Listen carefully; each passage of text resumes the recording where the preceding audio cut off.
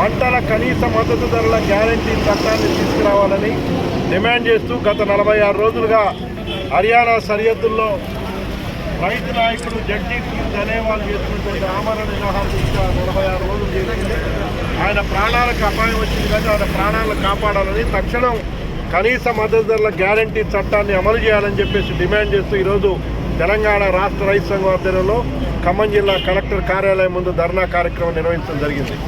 మూడోసారి అధికారంలోకి వచ్చినటువంటి బీజేపీ ప్రభుత్వం గతంలో తీసుకొచ్చినటువంటి వ్యవసాయ రంగాన్ని ప్రైవేటీకరించడానికి, కార్పొరేట్ల కట్టబెట్టడానికి తీసుకొచ్చినటువంటి 3 నల్ల చట్టాలకు వ్యతిరేకంగా సుదీర్ఘకాలం సాగినటువంటి రైతు ఉద్యమంలో 764 మంది రైతులు ప్రాణాలు కోల్పోయారు. అనేక వేల మంది మీద అక్రమ కేసులు బనాయించబడ్డాయి. అప్పుడు దిగివచ్చి ఆ ఉద్యమం వల్ల దిగివచ్చినటువంటి కేంద్ర ప్రభుత్వం ఆ 3 నల్ల చట్టాలను రద్దు చేసింది. అదే సందర్భంగా రైతు సంఘాల ప్రధాన డిమాండ్ ఏదైతుందో కనీస మద్దతు ధరల గ్యారంటీ చట్టం చేస్తామని చెప్పేసి రాతపూర్వకమైనటువంటి హామీ ఇచ్చింది.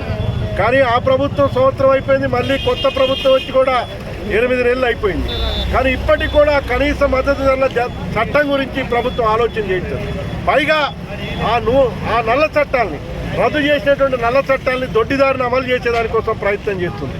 దాంట్లో భాగంగా ఇవాళ నూతన వ్యవసాయ మార్కెటింగ్ బిల్లును తీసుకొచ్చి ఇవాళ మొత్తం మార్కెటింగ్ వ్యవస్థని, రాష్ట్రాల పరిధిలో ఉన్నటువంటి ఈ మార్కెటింగ్ వ్యవస్థను మొత్తం కూడా కేంద్ర ప్రభుత్వం తన చేతుల్లో తీసుకొని ప్రైవేటు వాళ్ళకి కట్టబెట్టేదానికోసం ప్రయత్నం చేస్తుంది.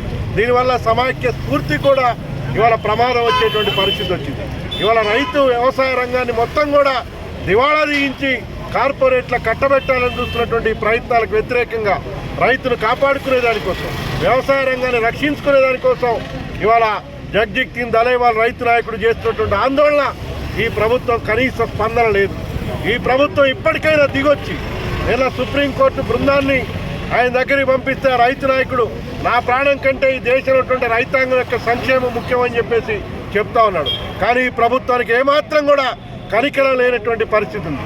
రైతు నాయకుడు ప్రాణాలు కోల్పోతున్నా కనీసం స్పందించేటువంటి పరిస్థితి లేదు. వాళ్ళు ఇచ్చినటువంటి హామీని కూడా, రాతపూర్వక హామీని కూడా నిలబెట్టుకునే దానికోసం ఈ నరేంద్ర మోడీ ప్రభుత్వం ప్రయత్నం చేయట్లేదు. అంటే ఈ ప్రభుత్వానికి రైతుల కన్నా లేకపోతే ఈ దేశ వ్యవసాయ రంగం కన్నా కార్పొరేట్ల ప్రయోజనాలే ఇవాళ మిన్నగా ఈ ప్రభుత్వం భావిస్తూ ఉంది. అందుకని ఈ ప్రభుత్వ విధానాలకు వ్యతిరేకంగా, రైతు వ్యతిరేక విధానాలకు వ్యతిరేకంగా తక్షణమే ఈ కనీస మద్దతు ధరల గ్యారంటీ చట్టాన్ని అమలు చేయాలని, జగదీప్ సింగ్ ధనేవాల్ ప్రాణాలు కాపాడాలని చెప్పేసి తెలంగాణ రాష్ట్ర రైతు సంఘం డిమాండ్ చేస్తుంది.